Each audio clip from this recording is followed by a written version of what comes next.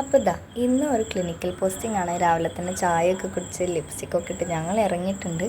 വാർഡിൽ എപ്പോഴത്തെയും പോലെ തന്നെ വാർഡിൽ പിന്നെ അധികം കാണിക്കാനൊന്നുമില്ല, മിക്ക വീഡിയോസിലും കാണിക്കുന്നതാണ്. അത് കഴിഞ്ഞ് ഞങ്ങൾ കുറച്ച് സ്നാക്സൊക്കെ വാങ്ങിച്ച് കഴിച്ചു. ഉച്ചയ്ക്ക് ശേഷം ഞങ്ങൾക്ക് ക്ലാസ് ഉണ്ടായി കുറച്ച് ടൈം.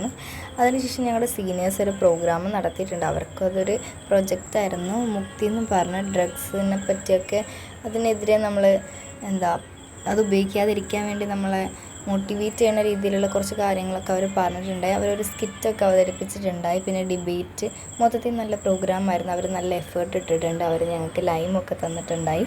പിന്നെ ഒരു ക്വിസ് കോമ്പറ്റീഷൻ ഉണ്ടായി. അപ്പോൾ ഞങ്ങളുടെ ക്ലാസ്സിൽ നിന്നും പാർട്ടിസിപ്പൻസ് ഒക്കെ ഉണ്ടായി. പിന്നെ ഇവർ കുറേ ചാർട്ടൊക്കെ പ്രിപ്പയർ ചെയ്തിട്ടുണ്ട്. മൊത്തത്തിൽ നല്ല അടിപൊളിയായിരുന്നു. അവർ ഒരുപാട് എഫേർട്ട് ഇട്ടിട്ടുണ്ട്. ഇത് കണ്ടാൽ അറിയാം.